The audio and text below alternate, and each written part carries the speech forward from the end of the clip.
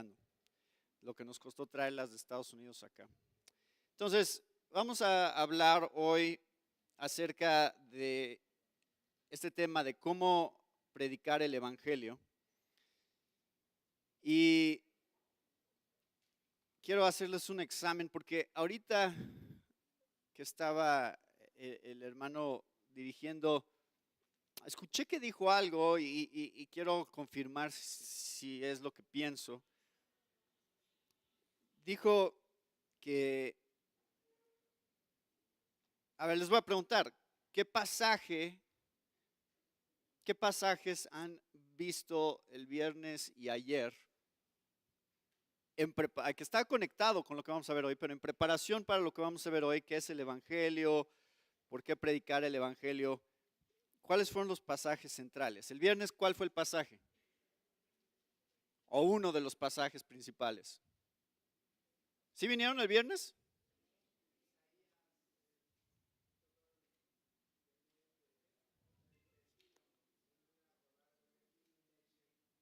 Ah, ok. Sí, sí, sí. Isaías 55:1, muy bien. ¿Y ayer? Primera de Pedro 2:9 al 10. Ahora, yo no sabía esto, ¿eh? Por eso quería confirmar eso, porque el pasaje que yo voy a compartir con ustedes hoy está íntimamente conectado, y lo van a ver porque voy a citar, está íntimamente conectado con Primera de Pedro 2, porque voy a predicar de Primera de Pedro 3. Entonces, ahí está, yo no lo planeé así, pero cuando escuché que dijeron que ese fue el pasaje de ayer, y me di cuenta que eso es parte de lo que voy a comentar hoy, me dio gusto ver que el Espíritu a veces nos guía de esta manera a, sin planearlo, estar en armonía en el mensaje que estamos comunicando, y creo que va a ser bueno que podamos darle continuidad al pasaje de ayer. Entonces, el pasaje que quiero compartir con ustedes hoy es 1 Pedro 3, versículos 13 al 17. 1 Pedro 3, 13 al 17. ¿Y quién les podrá hacer daño a ustedes si demuestran tener celo por lo bueno? Pero aun si sufren por causa de la justicia, dichosos son. Y no tengan miedo por temor a ellos, ni se turben, sino santifiquen a Cristo como Señor en sus corazones, estando siempre preparados para presentar defensa ante todo el que les demande razón de la esperanza que hay en ustedes, pero háganlo con mansedumbre y reverencia, teniendo buena conciencia, para que en aquello en que son calumniados sean avergonzados los que hablan mal de la buena conducta de ustedes en Cristo. Pues es mejor padecer por hacer el bien, si así es la voluntad de Dios, que por hacer el mal. Padre, bendice tu palabra hoy, bendice lo que vamos a meditar en ella, que sea tu espíritu el que nos convenza de estas verdades y de lo que tú quieres de nosotros en relación a nuestro testimonio en este mundo, cómo debemos dar testimonio en este mundo, que sea de la manera en que tú seas glorificado. En nombre de Cristo Jesús, amén. Entonces, ¿cómo predicar el evangelio es el tema? Y ustedes pueden ver ya ahí en el texto que acabamos de leer que sí nos dice cómo debemos de predicar el evangelio. ¿Cómo debemos de presentar la defensa de nuestra fe? La razón de nuestra fe. Entonces vamos a examinar esto brevemente y me voy a regresar un poquito, y aquí es donde quiero conectarme con lo que hayan visto el día de ayer. Me voy a regresar tantito para que podamos analizar primero esta frase que está en el versículo 15, donde dice: a todo el que les demande razón de la esperanza que hay en ustedes. Entonces, la idea de Pedro es tú estás interactuando con personas que en el contexto de Primera de Pedro son personas que muchas veces van a insultarte, van a menospreciarte, van a inclusive decir cosas que no son ciertas acerca de ti, van a difamarte. Pero estas personas, en algún momento, si tú respondes de una manera que ellos no esperan, ante sus ataques, ante sus insultos, si ellos, tú reaccionas de una manera que es diferente a la manera en que la mayoría de personas reaccionarían ante insultos y ofensas, si tú reaccionas con el Espíritu de Dios siendo manifestado ahí en la transformación que Dios ha hecho en tu vida, ellos probablemente van a querer entender un poquito más acerca de qué es lo que ha causado que seas como eres, de qué es lo que ha provocado esta transformación en tu vida. Y entonces ellos mismos te van a pedir razón de la esperanza que hay en ti. A ver, explícame un poquito más acerca de qué es lo que crees acerca de Dios, qué es lo que crees acerca de lo que sucede después de la muerte, qué es lo que crees acerca de la Biblia. O sea, ellos mismos van a querer investigar un poco más.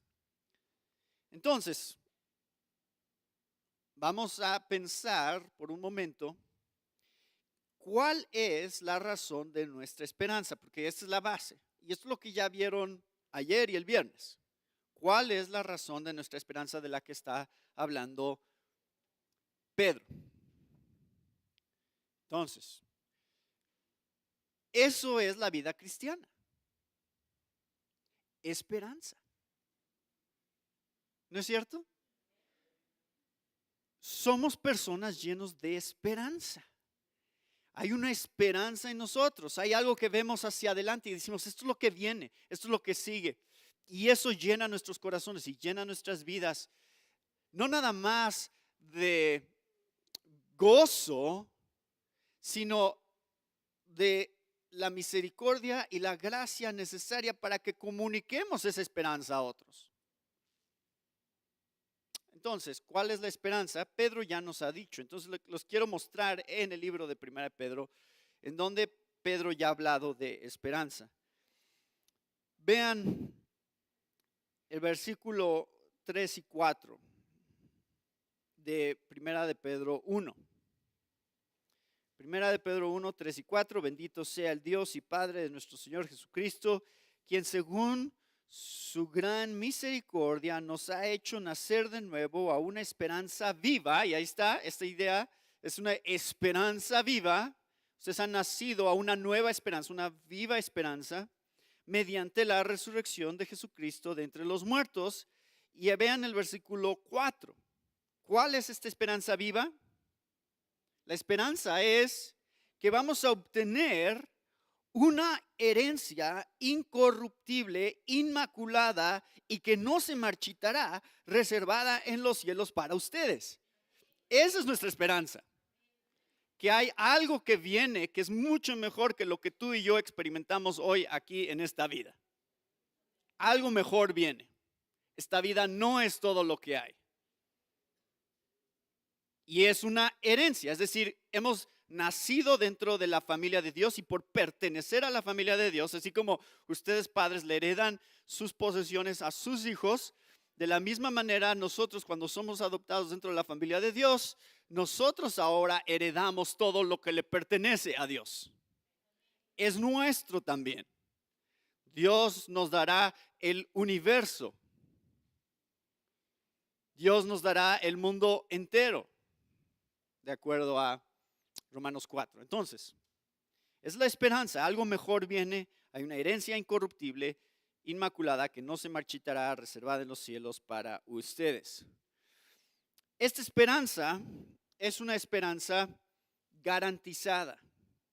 Vean lo que dice el versículo 9 del capítulo 1. Dice, obteniendo como resultado de su fe la salvación de sus almas. O sea, Dios es el que garantiza que nuestra fe resultará en nuestra salvación eterna. Y vean el versículo 21 del capítulo 1. Por medio de él son creyentes en Dios. O sea, él es el que nos hace creyentes en Dios, que lo resucitó entre los muertos y le dio gloria, de manera que la fe y esperanza de ustedes sean en Dios. Entonces, nuestra fe y nuestra esperanza, o sea, nuestra esperanza, acuérdense, estamos hablando de esperanza, ¿está en quién? Dios. Por eso es segura. Si nuestra esperanza estuviera basada en nosotros mismos, en nuestras capacidades, en nuestros esfuerzos, ¿podríamos tener esperanza? No. Mañana, ¿cómo sé que mañana yo voy a seguir siendo fiel a la palabra, que mi fe va a seguir siendo firme? ¿Cómo sé que voy a seguir el camino de la santificación para llegar a la meta final? ¿Cómo sé eso? Dios. Dios lo garantiza, no yo. No depende de mí, depende de Dios. Mi esperanza está en la obra de Dios en mi vida. Y entonces, vean lo que dice el capítulo 2, versículo 9. Esto es lo que vieron ayer.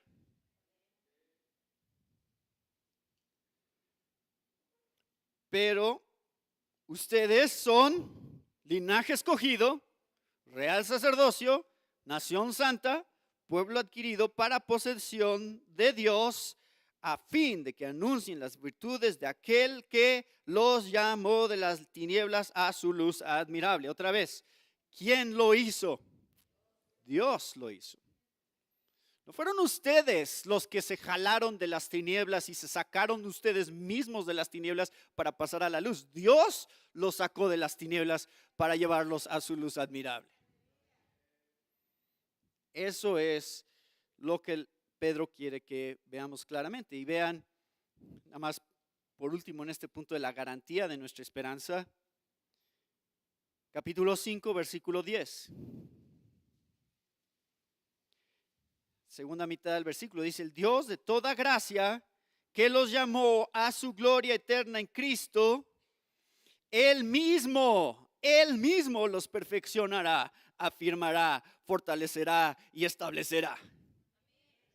Nada más por si tenían duda de quién hace esto. ¿Tienen duda todavía? Él lo hará.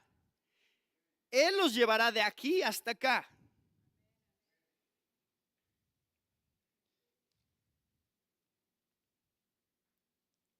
¿Ya nos llevó hasta el final Dios?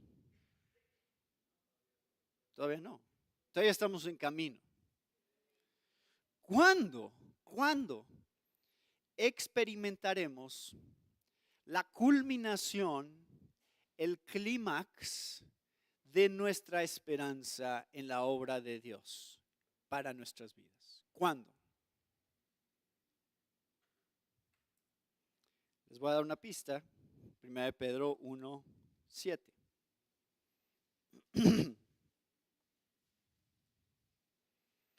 Para que la prueba de la fe de ustedes, más preciosa que el oro que perece, aunque probado por fuego, sea hallada que resulta en alabanza, gloria y honor. ¿Cuándo? En la revelación de Jesucristo. O sea que, ¿cuándo vamos a experimentar el cumplimiento más alto de nuestra esperanza? Cuando Jesús regrese nuevamente.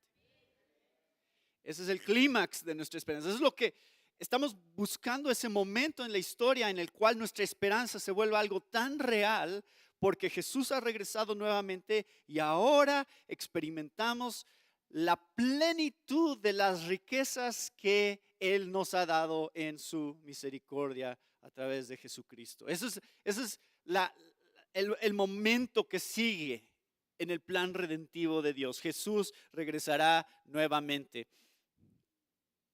Y si quieren leer más de eso, lean Escatología Práctica. Ahí el libro está enfocado principalmente a todas las implicaciones de la segunda venida de Cristo. Bueno, es mi comercial, perdón.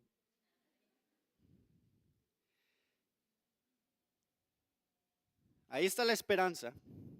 ¿Hay esperanza en ustedes? Ahora,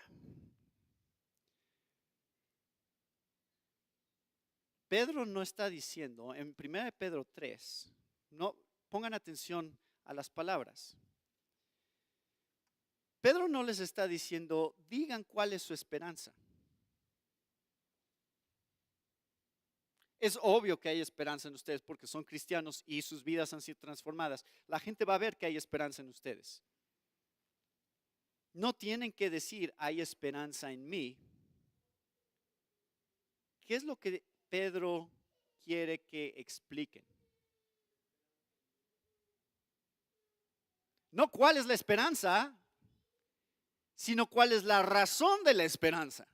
¿Cuál es la base? Porque ahorita todo lo que hemos hablado suena muy bien, porque decimos, sí, Jesús va a regresar nuevamente. Sí, Jesús me ha redimido, Jesús me ha garantizado salvación y me va a llevar hasta el final.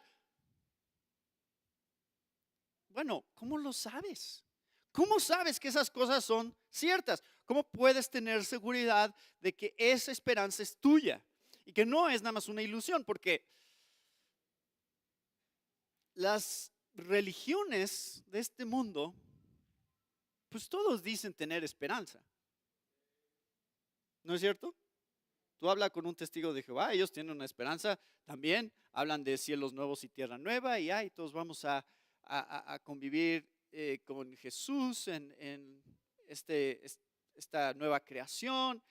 Y hay un grupo de los 144,000 que, bueno, ellos hasta les va mejor.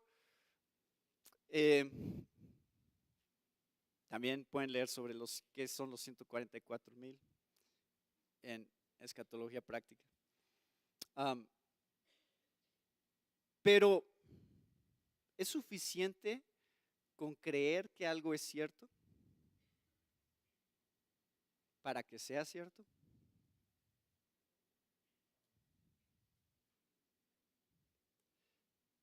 No importa cuánto tú creas en algo, eso no lo hace cierto. Y la fe cristiana no se basa en tu fe para ser cierta. No importa que tú digas, sí, cuando yo me muera voy a ver con Jesús. ¿Cómo sabes? O sea, nada más te gusta el pensamiento. Y ustedes se van a dar cuenta que pueden ir a un funeral de alguien que evidentemente no era cristiano y la gente cómo habla de esa persona. Dios te tenga en su presencia, ¿no?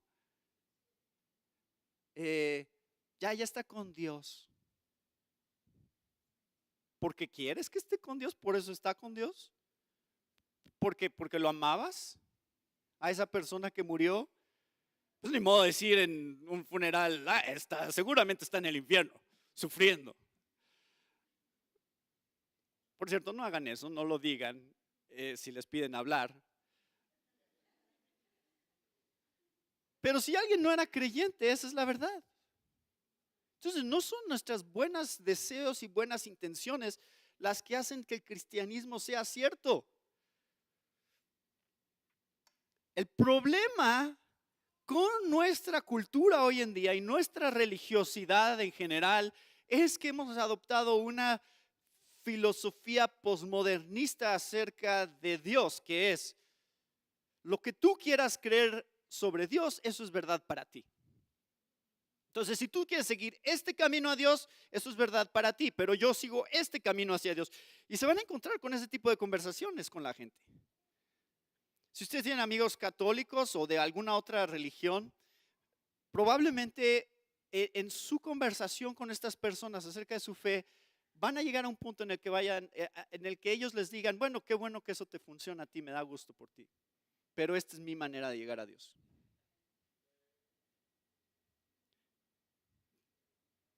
Pero ese relativismo en la fe es contrario a lo que dice la Biblia. La Biblia dice, no, hay una razón de la esperanza. Hay una razón por la cual ustedes pueden estar seguros de la esperanza que hay en ustedes.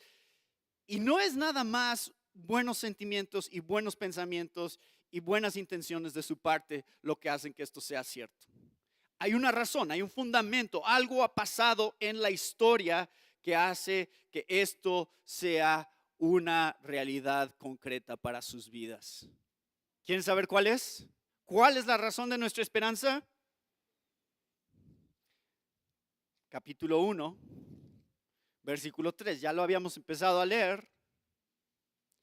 Dice: bendito sea el Dios y Padre de nuestro Señor Jesucristo, quien según su gran misericordia nos ha hecho nacer de nuevo una esperanza viva, ¿mediante qué?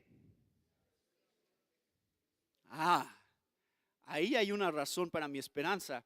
Jesús resucitó y eso es un hecho histórico, eso pasó. Yo no hice que eso sucediera, Dios hizo que eso sucediera. Y yo puedo ver hacia atrás y decir, ¿qué pasó con este personaje Jesús del que se hablaba tanto y que causó tanta revolución? Y entonces lo crucifican los romanos y sus discípulos se van y se esconden porque tienen miedo de que van a ser perseguidos y que los van a matar de la misma manera que mataron a su maestro. Pero 3 días después, algo pasa en donde de repente estos discípulos salen y empiezan a proclamar: nuestro Mesías está vivo y queremos que todo el mundo lo sepa y no nos importa que nos maten por decir eso. ¿Ustedes creen que si ellos hubieran inventado eso de la resurrección de Jesús, estarían dispuestos a morir sabiendo que lo que estaban diciendo era mentira? O sea, alguien puede morir por una mentira, pero es una mentira que ellos creen que es verdad. Pero nadie muere por una mentira que ellos saben que es mentira. Algo pasó en ese momento de la historia que nosotros podemos ver hacia atrás y decir, algo pasó en las vidas de esas personas que es la razón de mi esperanza también.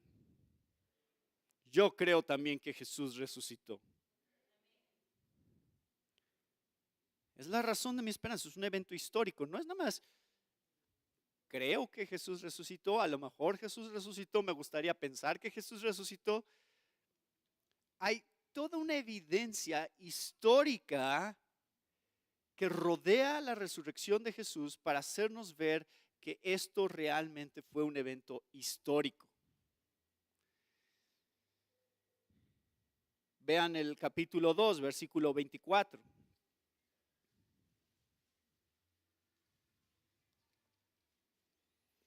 Dice: Él mismo llevó nuestros pecados en su cuerpo sobre la cruz, a fin de que muramos al pecado y vivamos a la justicia, porque por sus heridas fueron ustedes sanados.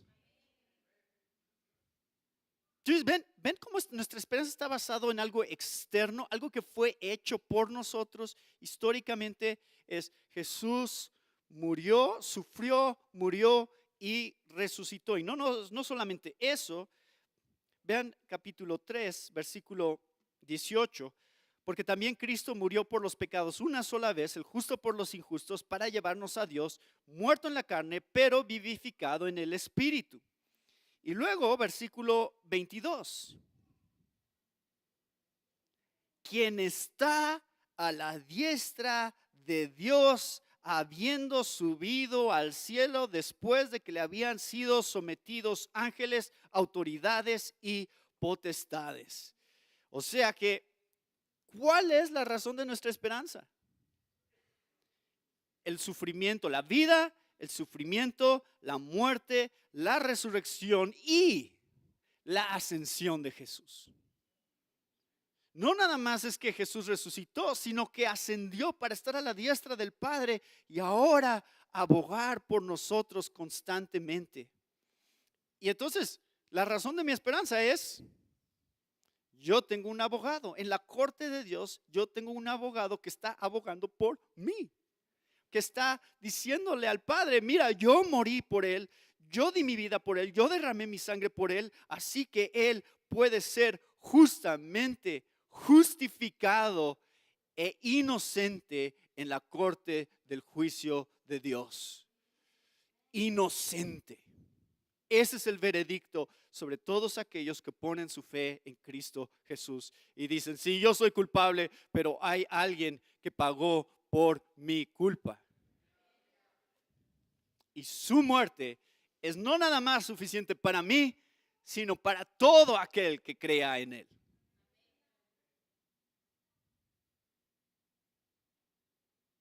Ahí está la razón. Esa es la razón de nuestra esperanza. En base a eso es que podemos decir, sí, tenemos una herencia incorruptible.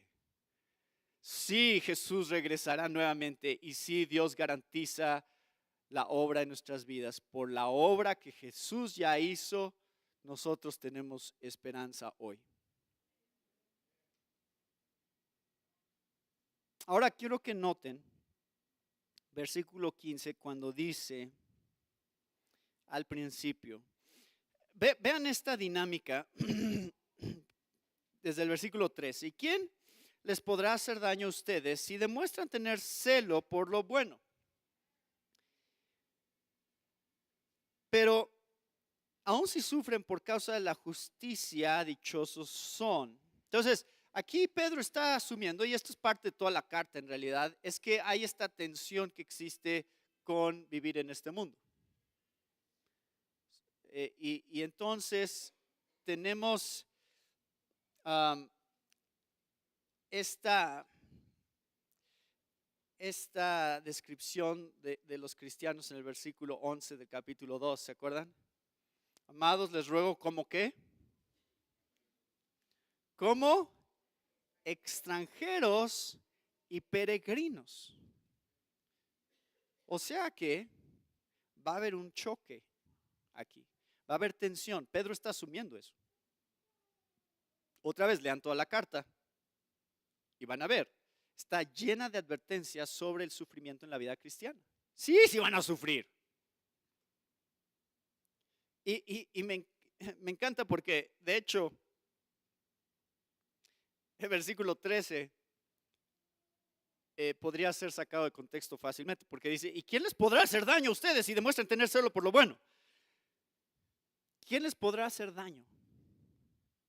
Podrías pensar que eso significa, vamos a estar bien en esta vida, nadie nos puede hacer daño.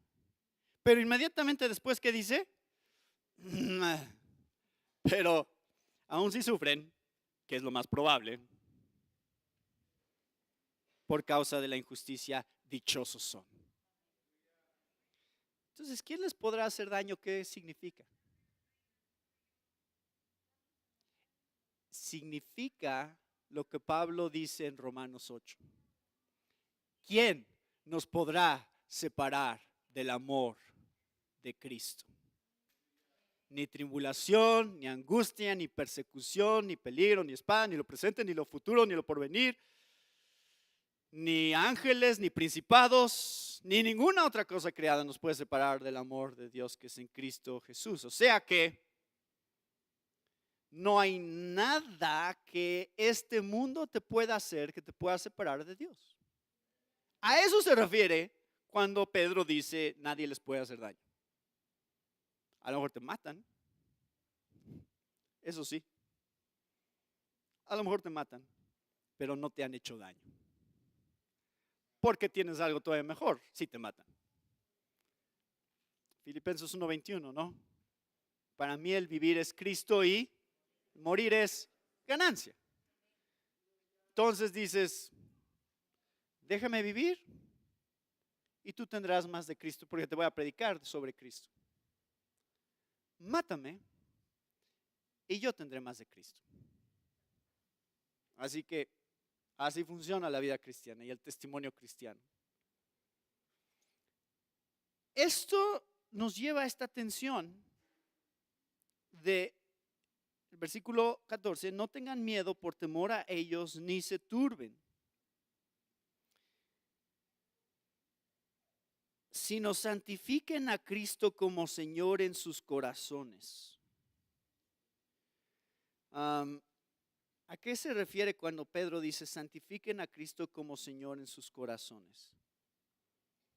Aquí Pedro está citando, de hecho, de Isaías 8. Entonces, qué interesante que eso escucharon sobre Isaías el viernes, Isaías 55, pero dentro del libro de Isaías este también es un tema recurrente. La presencia de Dios con su pueblo para no tener temor. Eso es mucho del libro de Isaías. Y véanlo, está en Isaías 8, versículos 12 y 13. Esto es de donde está sacando Pedro esta parte. Está citando la Septuaginta, por eso hay unas variaciones en las palabras. Pero vean, de hecho esto es lo que Pedro está tomando. Dice, no digan ustedes, es conspiración a todo lo que este pueblo llama conspiración. Ni teman lo que ellos temen, ni se aterroricen. Ahí está. Y luego la parte santifiquen a Cristo como Señor en sus corazones. Una adaptación del versículo 13. Al Señor de los ejércitos es a quien ustedes deben tener por santo. Sea Él su temor y sea Él su terror. Entonces, aquí Isaías le está advirtiendo a el pueblo de Israel, no tengan miedo de los asirios, porque los asirios vendrán y ustedes están tentados a hacer toda clase de alianzas con otras naciones para protegerse de ellos, pero Dios le está diciendo, no tengan miedo, yo estoy con ustedes, va a estar bien. Eso es el contexto de Isaías. Y Pedro está tomando eso y ahora nos está diciendo en 1 de Pedro 3, así como el pueblo de Israel tenía enemigos que los amenazaban, que los querían atacar, ustedes van a tener enemigos que los quieren atacar y ustedes pueden confiar y no tener miedo porque pueden saber que van a estar bien. ¿Por qué? Y aquí una clave importante, dice Cristo como Señor.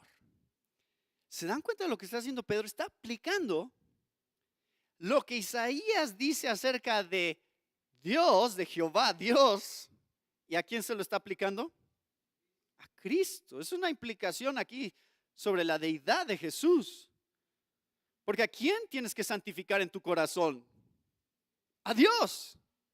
Bueno, eso es lo que dice Isaías 8. Santifica a Dios, que Él sea santo para ti. Témelo a Él y solo a Él. Y ahora Pedro dice, ese es Cristo, el que ocupa ese lugar en sus corazones, donde ustedes lo santifican. ¿Recuerdan el Padre nuestro? Padre nuestro, que estás en los cielos. Es la misma expresión. ¿Cómo santificamos a Cristo en nuestros corazones? Número uno, cuando lo tomamos como Señor, es decir, cuando Él es soberano sobre de todas las cosas. Y entonces se dan cuenta por qué hay una conexión entre no tener miedo y santificar a Cristo en tu corazón. ¿Ven la conexión? No tengo miedo porque creo que Cristo está en control, no mis enemigos. Y si Él permite que algo me pase, es Él el quien lo está permitiendo, lo cual significa que es lo mejor para mí. ¿Ven la conexión? Pero si Cristo no es Señor, si tú no confías que realmente está en control, tu corazón se va a llenar de temor. Y cuando hay amenazas y cuando haya una situación donde tú vas a compartir tu fe y tienes miedo de quedar en ridículo y tienes miedo de ser avergonzado porque qué van a decir y me van a llamar un religioso y empiezas a tenerle temor al hombre, no estás confiando en que Jesús realmente es Señor. Eso significa santificar a Cristo en tu corazón. Así que todo eso fue solo introducción. Porque ni hemos llegado al tema de cómo. ¿Cómo dice el texto? Estén listos para presentar defensa ante todo el que les demande razón de la esperanza que hay en ustedes. Hasta aquí llegamos ya. Ya vimos qué significa santificar a Cristo en nuestros corazones cuando vemos oposición a nuestra fe, cuando vemos un mundo en el cual somos extranjeros y peregrinos y en donde vamos a sentir esta tensión. No tengan miedo, santifiquen a Cristo y ellos finalmente les van a preguntar cuál es verdaderamente la razón de la esperanza que hay en ustedes. Ya vimos qué es esta razón. Pero entonces ahora sí, ¿cómo?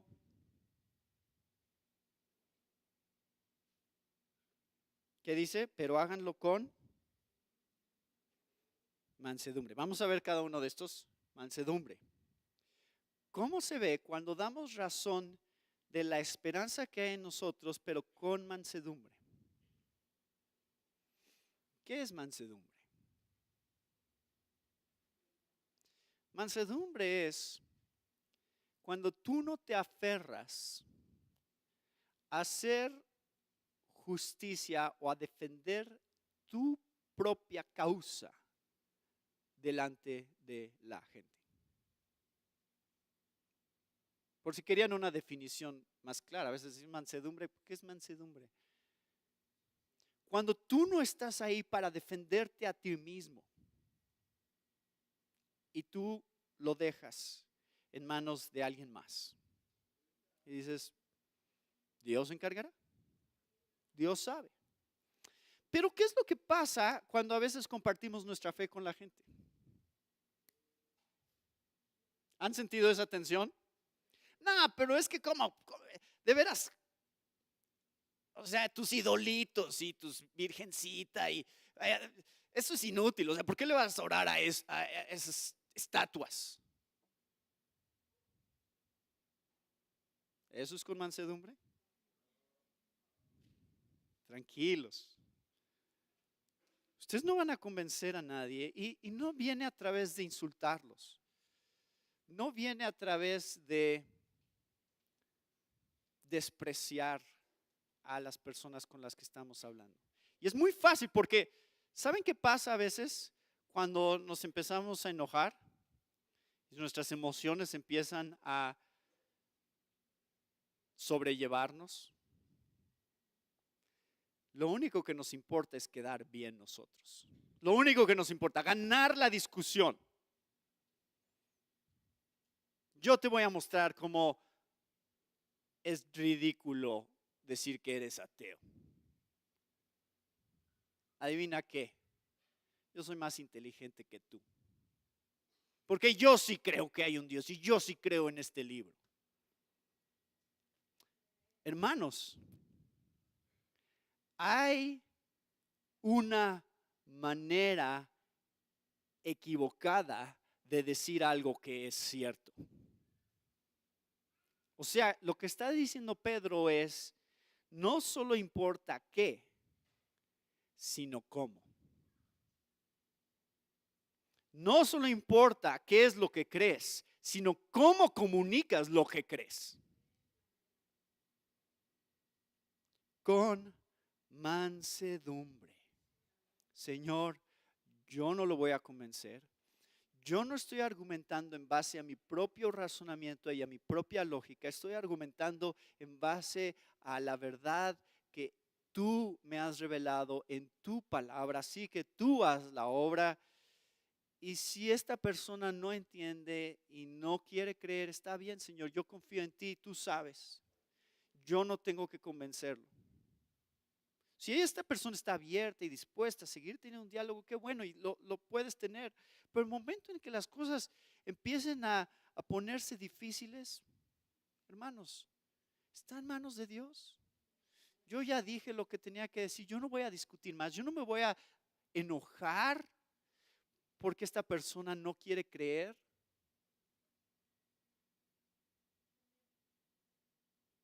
¿Y por qué no? Porque si no fuera por tu gracia, Señor, y por tu Espíritu, yo tampoco creería la verdad de tu palabra. Sí, yo no me puedo elevar sobre esta persona y decir, ay, mensos.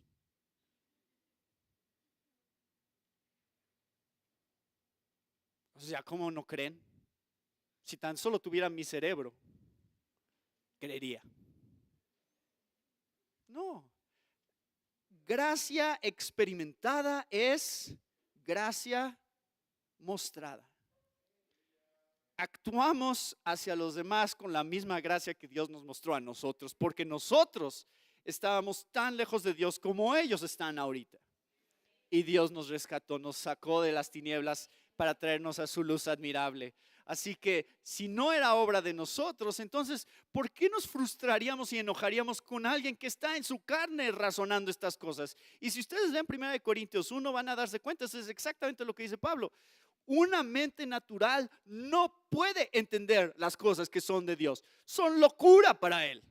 Eso le suena como locura. Un Dios crucificado, derramando su sangre y mitos, un montón de fábulas que un montón de gente escribió que están en este libro. ¿De veras crees eso? Eso les suena razonable a ellos pensar así. Que este libro está lleno de mitos y cosas ridículas. Escuchen a un ateo hablar. Se burla del cristianismo porque realmente creen que el cristianismo es ridículo. Así que cuando tú compartes tu fe con él, les presentas la razón de tu esperanza y dices, solo Dios puede transformar tu corazón, no yo. Y eso te pone en una perspectiva completamente diferente al interactuar con estas personas. Hermanos, ¿el mundo nos odia? ¿El mundo nos odia? Lamentablemente, a veces el mundo nos odia porque somos odiosos.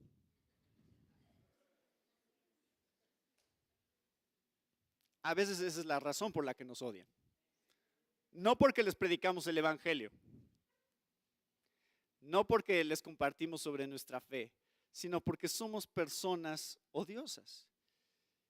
Y ese no es el tipo de odio que Pedro quiere que la gente nos tenga. De hecho, lean cuando explica eso. Dice, por eso para él es tan importante este punto de la mansedumbre, porque dice que sean las razones correctas por las que ustedes están teniendo problemas. No estamos tratando de tener enemigos. No estamos tratando que toda la gente en nuestro trabajo nos odie. Queremos hacer amigos, ¿no? Queremos llevarnos bien con la gente, queremos ser personas amables, amorosas, gentiles, que esa sea la característica por la que nos conocen y que si de veras nos odian, sea de plano porque odian a Jesús y su palabra, por eso. Pero que no tengan nada que ver con nuestro carácter. Solo algo para pensar. Porque a veces nos hacemos los mártires y ay, es que la persecución que sufro en mi trabajo, ¿no? Pero, ¿qué actitudes has tenido que generan esa actitud de otros hacia ti? A lo mejor está justificado que la gente te desprecie. Entonces, no solo importa qué, sino cómo. Eso es lo que significa compartir nuestra fe con mansedumbre y es una gracia experimentada en nuestras propias vidas que mostramos a otros. Y déjenme darles una pista más sobre cómo se ve con mansedumbre. Me encanta esto porque esto es de apologética y en realidad todos los cristianos somos llamados a la apologética, o sea, a defender nuestra fe. Y por cierto, otro comercial, el libro que escribí sobre si Dios es bueno, ¿por qué existe mal? Está diseñado para dar preguntas concretas a esa pregunta específicamente, que es la pregunta número 1 que hacen los escépticos del cristianismo. Si Dios es bueno, ¿por qué existe el mal? Entonces, ese libro es mi esfuerzo de dar respuestas amorosas y concretas sobre esa objeción a la fe cristiana. Pero les voy a dar una pista más sobre cómo se ve compartir su fe con mansedumbre.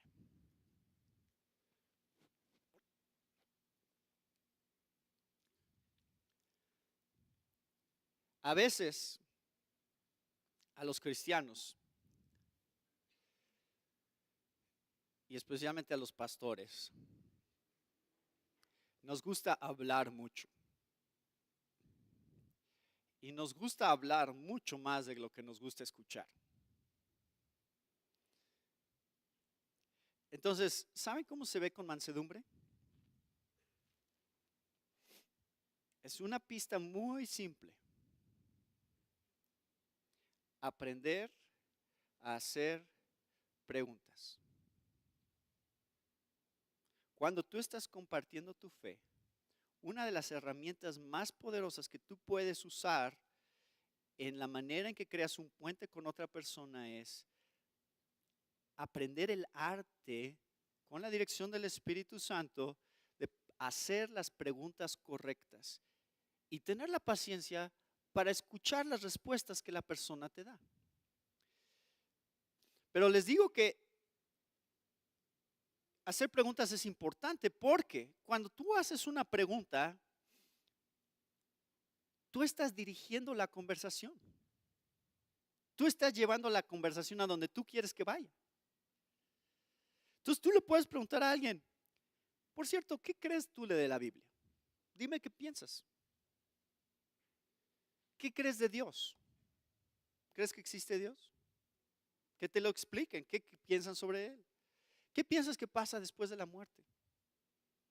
No tienes que empezar tú dándoles la respuesta.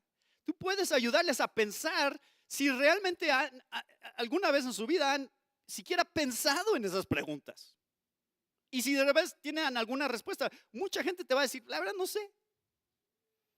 Y que adivinen qué van a decir. ¿Tú qué piensas de Dios? Ah, qué bueno que lo preguntas. Déjame decirte.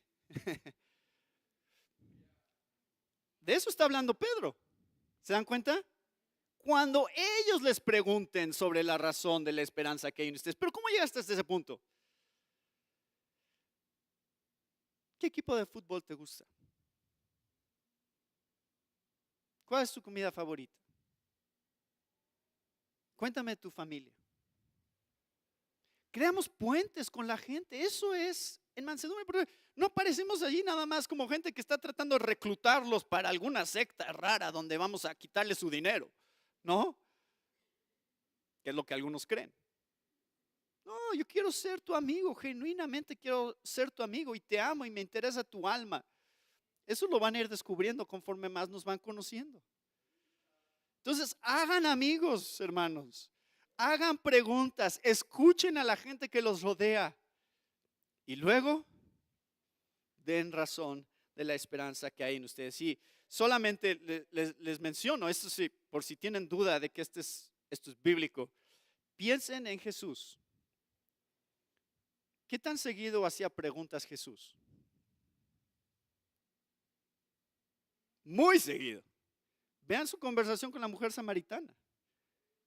Era una conversación en donde él estaba haciendo preguntas a ella. A ver, cuéntame de ti. Dime quién eres.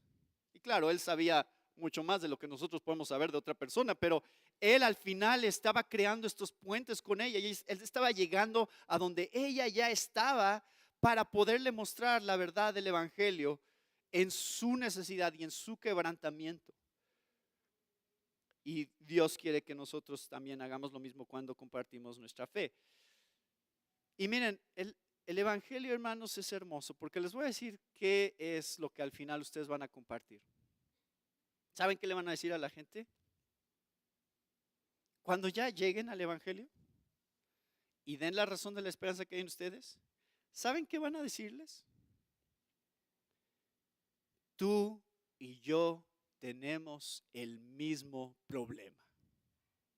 Estamos en la misma condición delante de Dios en nuestro pecado, separados de Dios. Así que yo no soy mejor que tú.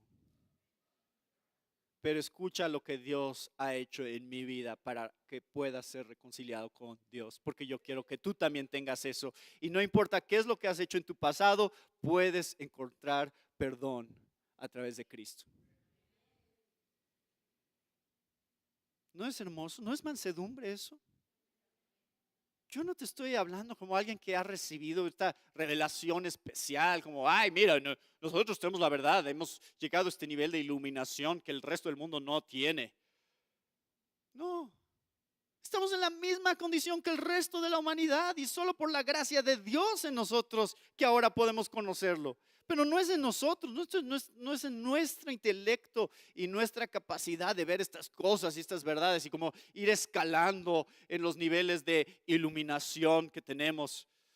Que hay muchas sectas que tienen ese tipo de filosofías. No, todo ser humano tiene el mismo problema y todo ser humano tiene la misma solución.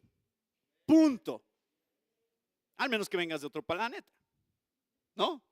¿No eres descendiente de Adán? Ah, bueno, entonces no aplica a ti. Pero para todos los que somos descendientes de Adán, tenemos el mismo problema. ¿Cuál racismo? ¿Puede haber racismo realmente en la vida cristiana? Pues solamente si no entiendes el Evangelio.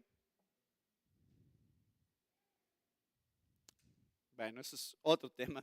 Pero esa es la mansedumbre que Dios quiere que mostremos. ¿Y qué dice? Y reverencia.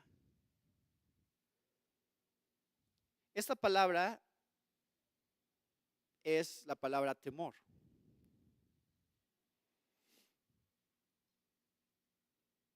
Mansedumbre y temor. ¿Temor de la gente? Ya dijo Pedro que no debemos de tener temor a la gente y que no vamos a tener temor de la gente si es que santificamos a Cristo en nuestros corazones. Así que no puede ser temor de la gente, ¿es temor de quién? De Dios, porque es delante de Dios que estamos testificando. Y entonces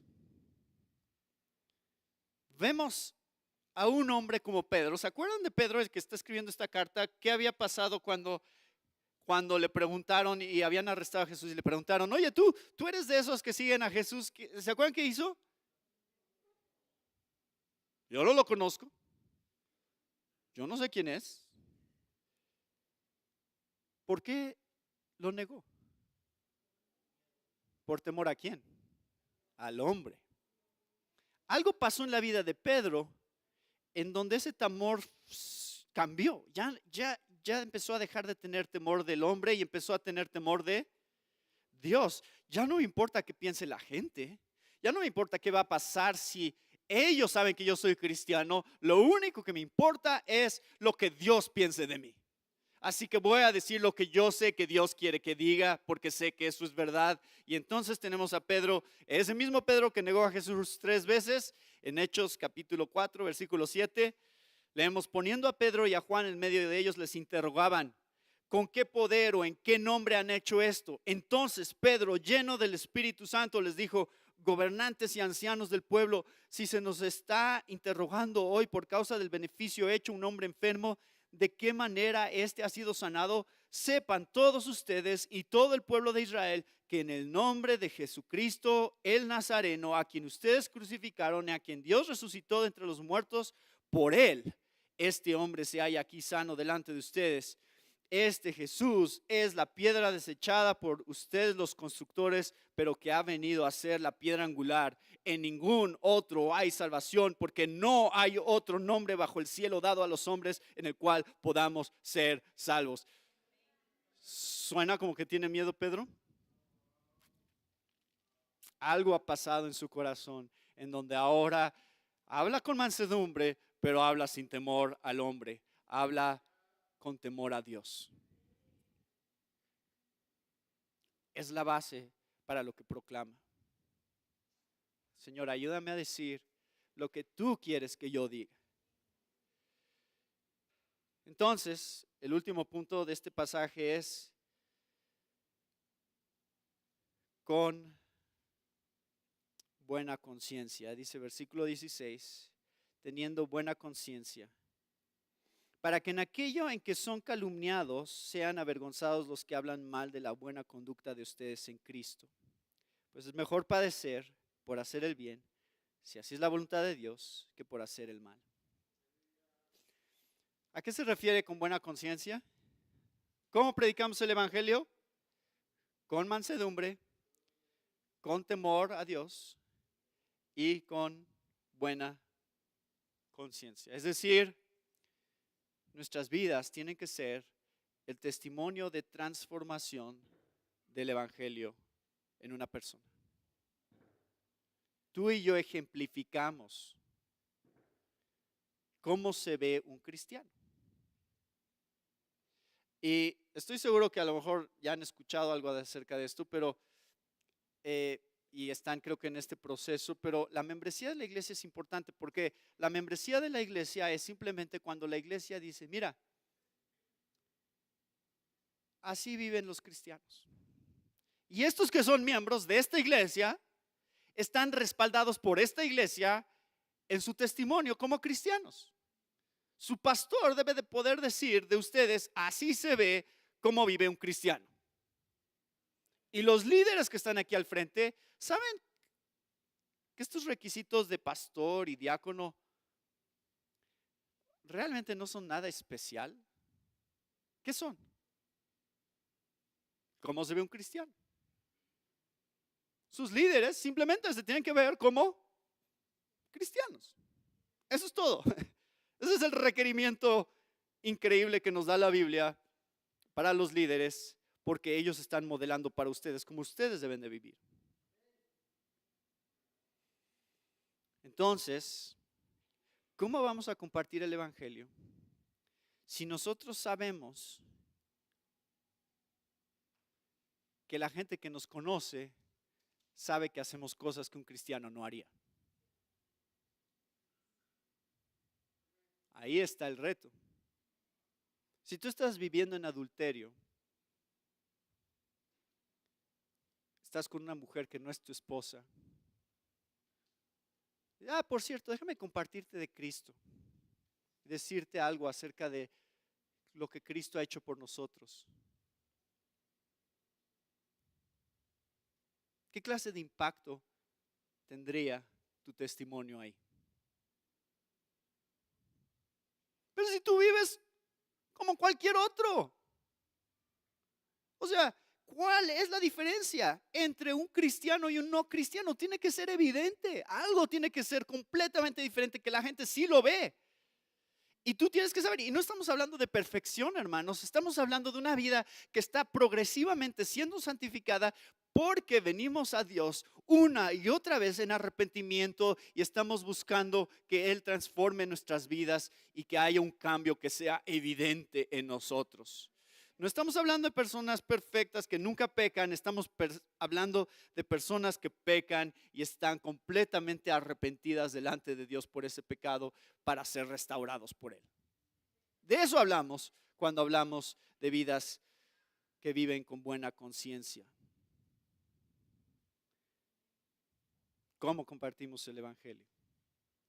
Con mansedumbre, con temor a Dios y con buena conciencia. Es lo que dice Pedro. Y nada más para terminar, quiero que vean un detalle aquí que a ver si entienden hacia dónde va todo esto. Teniendo buena conciencia, ¿para qué? Para que en aquello en que son calumniados sean avergonzados los que hablan mal de la buena conducta de ustedes en Cristo. Entonces, ¿por qué les estamos compartiendo nuestra fe según Pedro? ¿Para que pase qué? ¿Para que les dé vergüenza? Eso dice el texto. Compartan su fe para que la gente con la que están compartiendo su fe, que pensaba lo peor de ustedes y hasta estaban difamándolos, sean avergonzados por Dios. No suena como la manera en que explicaríamos por qué compartimos el Evangelio, ¿verdad? Señor, ayúdame a compartir mi fe con esta persona, pues para que se avergüence, ¿no?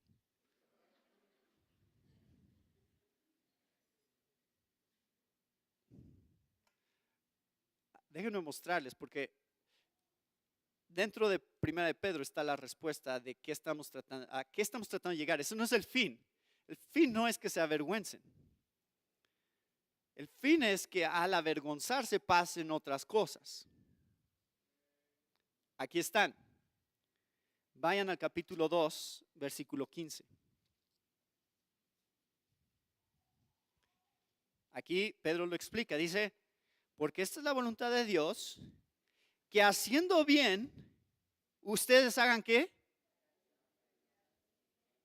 Callar o enmudecer la ignorancia de los hombres insensatos. Entonces, a ver, se avergüenzan y por lo tanto ¿qué? Enmudecen. Lo cual les da un poquito de tiempo para pensar, ¿no?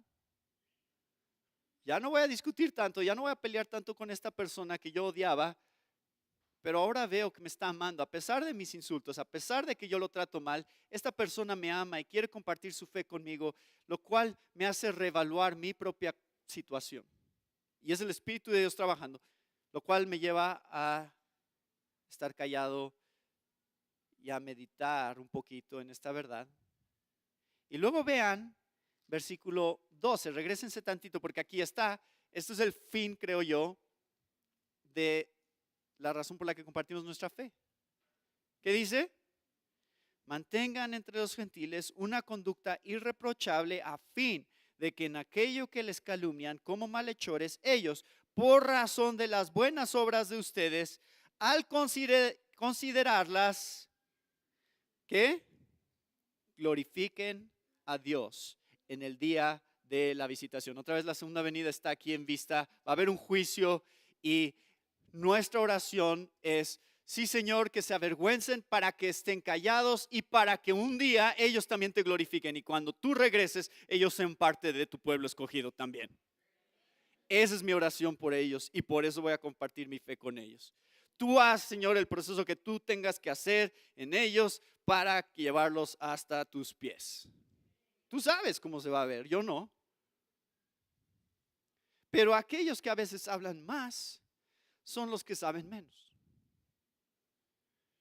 Y cuando son confrontados de alguna manera con esa realidad de que realmente no saben lo que creen ni lo que están diciendo, son obligados a reconsiderar su propia fe y sus convicciones y el Espíritu Santo empieza a trabajar en su corazón para mostrarles que lo que ellos necesitan es no depender de ellos mismos y de su propia inteligencia, sino depender de una verdad externa que ya ha sido revelada a nosotros en la palabra de Dios, que tiene que ver con la vida, la muerte, la resurrección y la ascensión de Cristo Jesús. Que esa verdad se convierta en una verdad que transforme los corazones de las personas cuando consideren cómo es que esas verdades históricas son relevantes a nuestras vidas hoy.